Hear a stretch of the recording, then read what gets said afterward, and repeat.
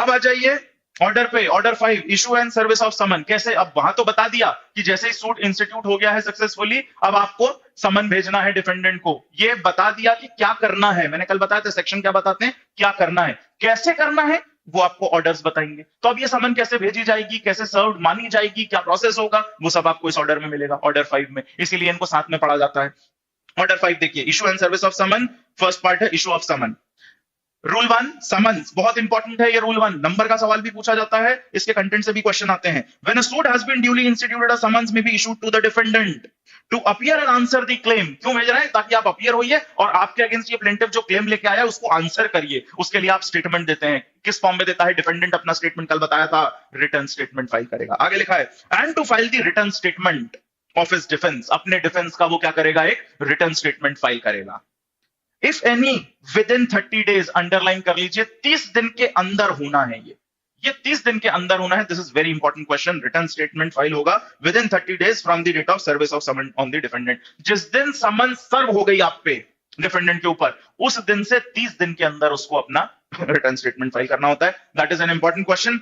इसका second proviso भी important है। सेकंड प्रोवाइजो कहता है कि अगर 30 दिन में नहीं हो पाया है तो फिर मैक्सिमम आप 90 दिन तक कर सकते हैं। कोर्ट चाहे तो इस टाइम को बढ़ा सकता है। कितने दिन हो सकता है? Primarily it should be done in 30 days. अगर 30 दिन में नहीं हो पाया है, सेकंड प्रोवाइजो देखिए, provided further that where the defendant fails to file the return statement within the set period of 30 days, he shall be allowed to file the same on such other days as may be specified by the court. Court की permission से आप later on भी कर सकते हैं, but not later than 90 days. 90 दिन से ज्यादा नहीं, date of service of summon से 90 दिन से ज्यादा नहीं। कमर्शियल डिस्प्यूट अगर है, एक अमेंडमेंट भी है इसमें 2016 का जो इफेक्ट में आया था 2015 से, वो कहता है कमर्शियल डिस्प्यूट के केस में ये जो एक्सटेंडेड टाइम है ये 120 दिन हो सकता है। ये भी नोट डाउन कर लीजिए या मार्क कर लीजिए। जनरली 90, कमर्शियल डिस्प्यूट में 120। ये 2-3 सवाल इधर रूल 1 से इंपॉर्टेंट है, समन से रिलेटेड। इसके बाद रूल 2 देखिए, copy of plaint annex to summons. Uttar Pradesh के 2015, यूपी 2015 में ये सवाल आया है। ऑर्डर 5 रूल 2 बहुत इंपॉर्टेंट है। Copy of plaint annex to summons, every summon shall be accompanied by a copy of the plaint. जब समन भेजी जाएगी डिफेंडेंट को तो उसमें एक कॉपी प्लेंट की भी होगी। इसलिए पहले प्लेंट मंगवाई, सूट इंस्टीट्यूट हो गया जब ड्यूली, तब समन भेजी है डिफेंडेंट को। जबरदस्ती थोड़ी किसी को आप सता दोगे कि आपका मन है मेरे अगेंस्ट सूट फाइल करने का, बस आप जाओगे और ऐसे ही कोर्ट मेरे को बुला ले। हाँ, पहले आपकी प्लेंट जाएगी प्रॉपरली, सूट ड्यूली इंस्टीट्यूट होगा, फिर मेरे पास समन आएगी। ठीक, तो और प्लेंट की कॉपी भेजी जाएगी समन। ये कहां दिया है? ऑर्डर 5 के रूल 2 में दिया है। इंपॉर्टेंट क्वेश्चन है, ध्यान रखिएगा। यूपी के प्रीवियस ईयर पेपर अगर आपने लगाए हैं तो ये सवाल आपको मिल जाएगा। इसलिए मैं आपको वही इंपॉर्टेंट रूल्स बता रहा हूं सिर्फ, और समझा रहा हूं जिन पे क्वेश्चन बनते हैं प्री के। इसके बाद 4 पहले इंपॉर्टेंट था थोड़ा, अब बिल्कुल नहीं है, क्योंकि जो उसका बी पार्ट है आप देखेंगे अब वो रेलेवेंट ही नहीं रह गया। इसीलिए 4 आप चाहें तो पढ़ लीजिएगा, बहुत इंपॉर्टेंट नहीं है, छोड़ सकते हैं। सीधे आ जाइए 9 पे। अब ये जो बात है कि भाई समन भेजना है हमें, और जो डिफेंडेंट है उसे सर्विस ऑफ समन के 30 दिन के अंदर रिटर्न स्टेटमेंट फाइल करना है। अब ये समन कैसे भेजी जाएंगी, डिलीवरी कैसे होगी? तो सेकंड पार्ट है सर्विस ऑफ समन, जिसमें सबसे पहला रूल है रूल 9। तो इसके बाद अब सीधे ये जो ऑर्डर 5 पे अपन आए हैं, जरा मैं इसके भी लिख दूं। ऑर्डर 4 के तो अपन ने सब कुछ ही पढ़ लिया है। ऑर्डर 5 के इंपॉर्टेंट रूल्स भी मैं आपको बताते जाता हूं। तो ऑर्डर 5 में सबसे पहले हमने पढ़ा रूल 1, बहुत इंपॉर्टेंट है रूल 1। तो उसके बाद सीधे आ जाइए रूल 9 कि भैया समन सर्व होना है, कैसे होगी, डिलीवरी कैसे होगी? तो सिंपली समझ लीजिए, delivery of summon by court, court करवाता है समन्स की डिलीवरी। उसके लिए प्रोसीजर लेट डाउन होता है कोर्ट का, या तो कोई ऑफिसर जाता है या फिर रजिस्टर्ड पोस्ट के थ्रू भी कराया जा सकता है, या जो भी प्रोसीजर लेट डाउन है उसके थ्रू। जनरली रजिस्टर्ड पोस्ट के थ्रू भी समन इधर पे सर्व होती है। क्रिमिनल समन की अलग कहानी है जो सीआरपीसी में अपन ने पढ़ी थी, अभी अपन सिविल की बात कर रहे हैं। और 9 आप पढ़ेंगे तो यू विल कंक्लूड, 9 का सब रूल 1 जो है वो कहता है कि इनमें से किसी भी तरीके से या तो ऑफिसर भेज के, चाहे रजिस्टर्ड पोस्ट से, कैसे भी करवा लीजिए। सब रूल 3 इसका मार्क कर लीजिए, इंपॉर्टेंट है। सब रूल 3 बस ये बताता है कि जो समन भेजी गई है उसकी डिलीवरी का प्रूफ क्या होगा, कि सर्विस हो गई है। अपन ने सीआरपीसी में भी देखा था कि सर्विस समन सर्व हुई है, इसका प्रूफ भी चाहिए। तो यहां प्रूफ क्या होगा कि समन सर्व हो गई है। रजिस्टर्ड पोस्ट के थ्रू भेज रहे हैं, रजिस्टर्ड पोस्ट में हमेशा एक्नॉलेजमेंट आता है। वो एक्नॉलेजमेंट इस बात का प्रमाण होगा कि समन सर्व हो गई है। ये सब रूल 3 में दिया है। इससे ज्यादा आपको पढ़ने की जरूरत नहीं है। इसके बाद सीधे आ जाइए rule 9A। This is very very important for prelims. Rule 9A, 9A कहता है summons given to the plaintiff for service. अब देखिए, समन को सर्व करने के अलग अलग कई तरीके हैं इधर। एक जनरल बात 9 में बता दी कि कोर्ट समन सर्व कराएगा, कैसे कराएगा वो भी बता दिया जनरल की भाई बाय पोस्ट भेज दीजिए, व्यक्ति को भेज दीजिए, ऑफिसर को भेज दीजिए, सब होगा।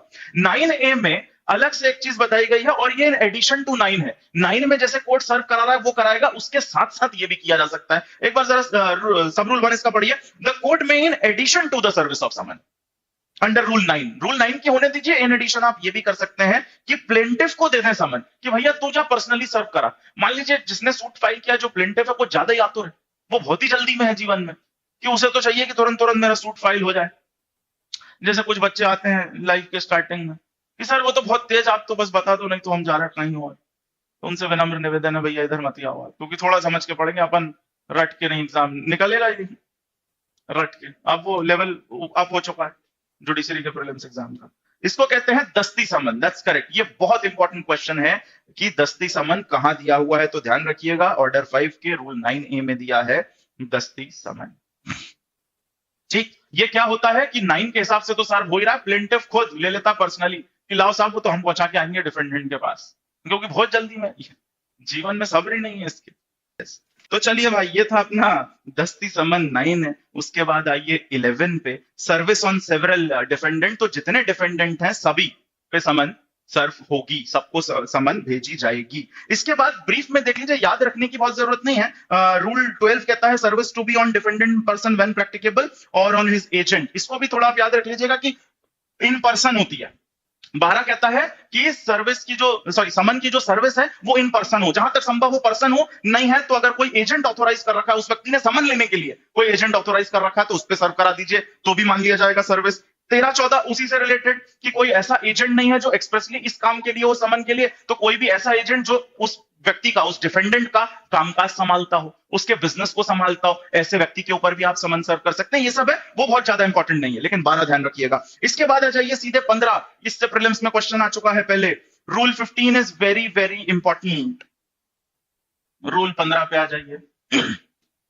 वेयर सर्विस में be on an adult member of defendants family. इस तरीके की बात सीआरपीसी में भी पड़ी थी कि जहां पर्सनली कर पाना संभव ना हो, व्यक्ति मिल ही नहीं रहा है, तो उसके घर के किसी भी एडल्ट मेल मेंबर को दे सकते हैं। ये लिखा था सीआरपीसी में, इधर लिखा है किसी भी एडल्ट मेंबर को दे सकते हैं, मेल या फीमेल। तो रूल 15 बहुत ज्यादा इंपॉर्टेंट है। अगर समन्स पर्सनली सर्व नहीं हो पाई है तो उसके साथ जो रहता है घर में कोई भी एडल्ट मेंबर उसको दे सकते हैं, मेल या फीमेल। लास्ट लाइन में लिखा है, अंडरलाइन कर लीजिए, सर्विस में be made on any adult member of the family whether male or female who is residing with him.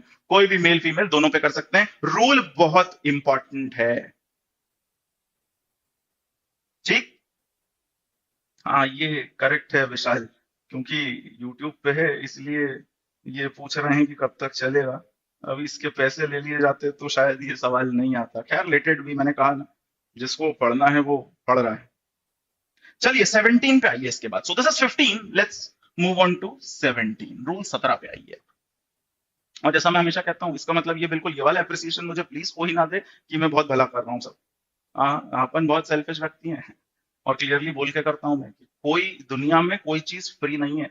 ये बात आप जानते भी है बहुत अच्छे से, आपको भी पता है, बट उस चीज को एक्सप्रेस करने में हमारा सोशल ऑर्डर खराब हो जाता है। बट मैं कर देता हूँ कि कोई भी चीज फ्री नहीं है भाई। मैं तो कतई नहीं करता हूँ, क्यों करूँ फ्री। मैंने भी पढ़ाई करी है, एक अच्छे कॉलेज से लॉ ग्रेजुएशन किया है, बीएचयू का लॉ ग्रेजुएट हूं मैं। मेरी भी जिंदगी में पैसे कमाने की इच्छा है जैसे आपकी है। आप भी जज बनना चाहते हैं ताकि एक स्टेबल जॉब हो, अच्छी सैलरी हो, परमानेंट नौकरी हो, दहेज वहेज मिल जाए। आपकी भी इच्छा है, मेरी भी है। मैं कोई काम सेल्फलेसली नहीं कर रहा हूँ। मैंने बोल रखा है मेरे को चाहिए सब्सक्राइबर इधर। ठीक है, पेड कोर्स अपना महंगा ही होता है। हाँ, अगर इसमें आपका भी भला है तो बहुत बढ़िया बात है, हो सकता है। एक्चुअली वो ब्लैक एंड व्हाइट समस्या है। हमने सोच लिया है कि अगर हम कोई चीज अपने फायदे के लिए भी कर रहे हैं तो इसमें हम किसी दूसरे का फायदा नहीं कर सकते, या जब हम दूसरे का फायदा करने जाएंगे तो हमारा नहीं हो सकता। ऐसा ब्लैक एंड व्हाइट नहीं होता भाई साहब, इसमें मेरा भी फायदा आपका भी है। ठीक है, चलिए 17 पे आइए। 15 तो था भाई कि अगर व्यक्ति पे पर्सनली समन सर्व नहीं हो पाई है तो क्या करेंगे। तो पर्सनली समन सर्व नहीं हो पाई है तो घर पे एडल्ट मेंबर को दे देंगे। फिर 17 कहता है कि ये भी नहीं हो पा रहा। 17 कहता है procedure when defendant refuses to accept service और कैन नॉट बी फाउंड। वो समन लेने से मना कर रहा है डिफेंडेंट, या फिर मिल ही नहीं रहा। कहां है पता ही नहीं भाई साहब, घर पे कोई मेंबर ही नहीं मिल रहा। घर पे मेंबर मिल जाएगा तो 15 के हिसाब से सर्विस कर दोगे, वो भी नहीं मिल रहा। तो 17 कहता है घर पे चिपका दो। 17 को आप अगर पढ़ेंगे तो बीच में आपको मिल जाएगा लिखा हुआ कि उसके घर के किसी कॉन्स्पिक्यूअस पार्ट पे चिपका देंगे ले जाके सामान, ये हो सकता है 17 में। इसके बाद आइए आप 20 पे, सीधे आ जाइए। इसके बाद 20 रूल 20 पे आ जाइए सीधे। तो 17 है कि उसके घर पे चिपका दीजिए। पहले तो कोशिश करिए पर्सनली हो जाए, पर्सनली नहीं हो पा रहा तो कोई भी adult member of the family, adult member भी नहीं मिल पा रहा तो घर पे चिपका दीजिए। घर पे भी ना हो पाए तो सब्स्टिट्यूटेड सर्विस की बात करता है रूल 20। रूल 20 किसकी बात करता है? सब्स्टिट्यूटेड सर्विस की बात करता है। सब्स्टिट्यूटेड सर्विस क्या होता है कि भाई ये सब कार्यक्रम फेल, इससे नहीं हो पाया अगर, तो ये भी कर सकते हैं कि कोर्ट में चिपका सकते हैं कहीं पे ले जाके। मान लीजिए ये समझ में आता है कि डिफेंडेंट भाग रहा है सर्विसेज से, समन से, तो ऐसा कर सकते हैं कि कोर्ट प्रमाइसिस के किसी कॉन्स्पिक्यूअस पार्ट पे ले जाके चिपका दीजिए। इसको भी वैलिड सर्विस मान लिया जाएगा और डेट डिसाइड कर दी जाएगी डिफेंडेंट के अपीयरेंस की। ये सारी बातें आपको मिल जाएंगी रूल 20 के अलग अलग सब रूल में। रूल 20 बहुत इंपॉर्टेंट है प्रीलिम्स के लिए, तो ये मेंस का भी टॉपिक है। जब मेंस के लिए पढ़ते हैं तो डिटेल में पढ़ना पड़ता है इसे, बट अभी आप इतना ध्यान रखिए 20 में सब्स्टिट्यूटेड सर्विस है। चेन बनाने के लिए मैंने आपको कहानी पूरी बता दी सर्विस की कि क्या क्या हो रहा है, ताकि ये रूल आप उस चेन में बिठा पाए। ठीक, इसके बाद देखिए आ जाइए 21 पे, service of summon where defendant resides within jurisdiction of another court. अगर मान लीजिए जो डिफेंडेंट है वो किसी दूसरे कोर्ट के ज्यूरिसडिक्शन में है, तो सिंपल सी बात है, जिस कोर्ट के ज्यूरिसडिक्शन में है उसको दे दिया जाएगा समन सर्व कराने के लिए। तो ये भी ध्यान रखिएगा रूल 21। रूल 21 क्या है कि जिस व्यक्ति के लिए जो डिफेंडेंट है अगर वो दूसरे कोर्ट के ज्यूरिसडिक्शन में है तो उस कोर्ट को दे दिया जाएगा सर्व कराने के लिए। ठीक, इसके बाद 24 बहुत ज्यादा इंपॉर्टेंट, प्री में कई बार पूछा गया सवाल, रूल 24 पूछा जाता है। अगर प्रीलिम्स के लिए आप देखें ना तो इसमें दो एक बहुत इंपॉर्टेंट हैं। एक आपका ये जिससे रूल नंबर पूछा जाएगा आपसे, rule number. Service on defendant in prison, ये कई बार आपको मिल जाएगा। प्रिजन में है अगर डिफेंडेंट तो कहां जाएगी सर, किसको एड्रेस होगी, तो ध्यान रखिएगा लास्ट लाइन में लिखा है to the officer in charge of prison. Prison का जो ऑफिसर इंचार्ज है उसको दी जाएगी समन। रूल 24 में ये बात दी हुई है, ये बहुत इंपॉर्टेंट सवाल है। इसके बाद रूल 25 भी कई जगह पूछा गया है, service where defendant resides out of India and has no agent. अगर भारत के बाहर रहता है तो उसके लिए जो हाईकोर्ट ने कोरियर सर्विसेज वगैरह डिसाइड कर रखी हैं, सीधे उस व्यक्ति पे भेज दिया जाता है।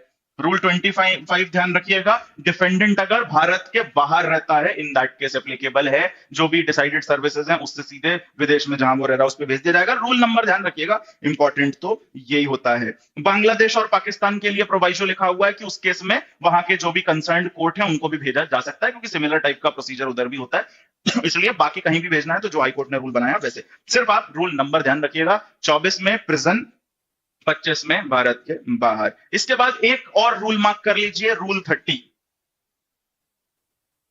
इसके बाद एक और मार्क कर लीजिए, रूल 30। तो स्वर साहा का डाउट था कि प्रीलिम्स पॉइंट के इतना सफिशिएंट है, क्लियर हो जाएगा। बेटा देखो, एग्जाम क्लियर कराने की गारंटी तो इस दुनिया में कोई नहीं ले सकता, ये मैं हमेशा कहता हूं। और जो मैंने आपको अभी एग्जांपल्स दिए प्रीलिम्स के स्कोर जो मैंने आपको बताया, एमपीसीजे 2019 फेज 2 और 20, इसका मतलब ये नहीं है कि आपका भी हो जाएगा या मेरा उसमें कोई बहुत बड़ा योगदान है। पढ़ाया मैंने उन्हें भी यही था जो आपको पढ़ा रहा हूँ, उसमें भी 50-55 बच्चे थे जिसमें से सिर्फ 25 से 30 का निकला था, 20 का वहां भी नहीं निकला था। End of the day it's your effort, आप क्या करते हैं। कोई भी मेंटर या इंस्टीट्यूट आपकी सक्सेस में सिर्फ 25% का भागीदार हो सकता है, ऐसा मेरा मानना है, इससे ज्यादा कोई नहीं। ये जो बड़े बड़े बैनर लगा के घूमते हैं ना, रैंक 1, हर एग्जाम में रैंक 1 आ रही है, ये नहीं है। आपका सिर्फ 25% योगदान है, बस 75 उसका है। वो आप उस दिन क्लेम करिए जिस दिन जितने बैठे थे सब बन जाए, तो मैं बोलूंगा हक से कि हाँ मेरा योगदान है। मेरा कोई योगदान ऐसा सच नहीं है, मैं सेम चीज पढ़ा रहा हूँ 50 बच्चों को, उसमें से जो अपनी मेहनत कर रहा है वो ही निकलेगा। ये जो मैंने आपको एग्जांपल दिया इसका मतलब ये नहीं कि आपके भी 137 आ जाएंगे। अगर आप उस लेवल की मेहनत इसको पढ़ने के बाद इस पे करेंगे, इस पे काम करेंगे, तो आपके नंबर आएंगे, अदरवाइज नहीं आएंगे, ये ध्यान रखिएगा। एक पर्पस और इस क्रैश कोर्स का ये है कि आप लोगों को ये समझ में आए कि लॉ पढ़ा कैसे जाता है। ये सबसे मेजर पर्पस है मेरा यहाँ के पढ़ाने का, कि लॉ पढ़ा कैसे जाता है। इसके बाद देखिए 30, substitution of letter for summon. Brief में समझ लीजिए, कई बार प्रीलिम्स में पूछे जाने की संभावना है इस रूल की। 30 क्या कहता है, कोई ऐसे लोग हैं जिनका की रैंक ऐसी है जिसको समन भेजना सही नहीं है, तो उनको कोर्ट समन की जगह क्या भेजेगा, एक लेटर भेजेगा। जज जो है कोर्ट के वो अपने नाम से एक लेटर भेज देंगे। इन समन थोड़ा सा डेरोगेटरी हो जाता है कई बार कि बुलाया गया आदेश, कोई ऐसा बड़ा ऑफिस होल्ड कर रहा है कोई व्यक्ति, उसके लिए क्या कर सकते हैं, लेटर भेजा जा सकता है instead of summon that is given under rule 30। I hope that is clear.